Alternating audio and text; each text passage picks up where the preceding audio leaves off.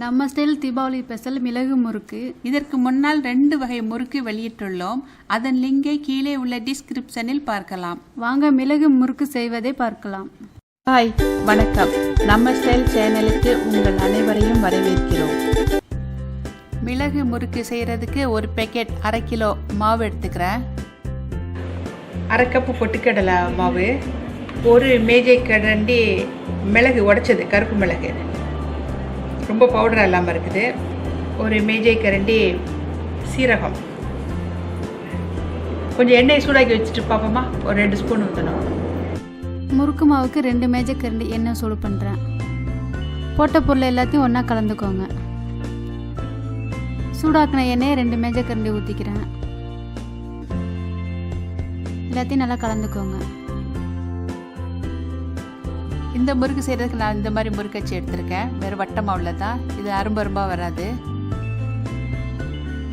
அதில் போட்டு அப்படியே திருக்கிட்டோம்னா அது பூட்டிக்கும். 1/2 கப் தேங்காய் பால் எடுத்துருக்கிறேன்.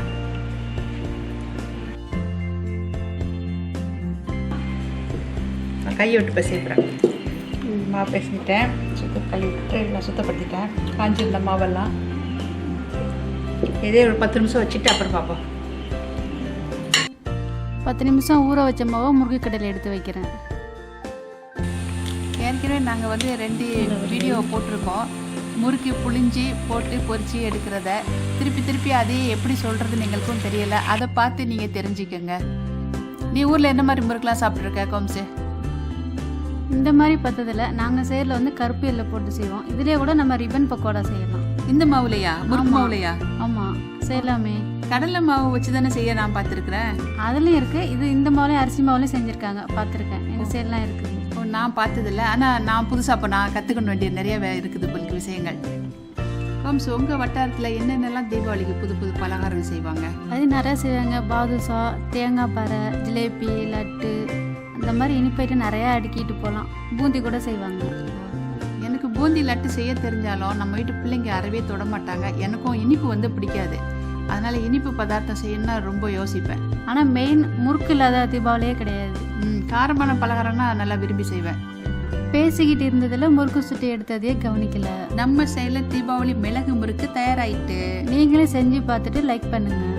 உங்களுக்கு வேறு ஐடியா இருந்தால் கமெண்ட் பண்ணுங்க. சப்ஸ்கிரைப் பண்ண மறந்துடாதீங்க. இப்போ முறுக்கு செவந்திரிச்சு எடுத்துக்கிறேன். இது மிளகு சீரகம் போட்டு செஞ்ச முறுக்கு. நல்லா மொறு நல்லா இருக்குது.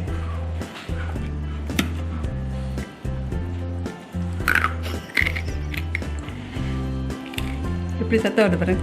சின்ன பீஸ் தான் வச்சு கடிச்சு அவ்வளோ சத்தமாக இருக்குது. நல்லா இருக்குது, மொறுன்னு. எல்லாம் மிளகு நல்லா இருக்குல்ல பார்க்க. இந்த வீடியோ உங்களுக்கு பிடித்திருந்தால் லைக் பண்ணுங்க, ஷேர் பண்ணுங்க, கமெண்ட் பண்ணுங்க, சப்ஸ்கிரைப் பண்ணுங்க. பிறகு கீழே இருக்கும் பெல் பட்டனை அழுத்துங்கள். நம்ம ஸ்டைல் சேனலை பார்த்ததற்கு நன்றி.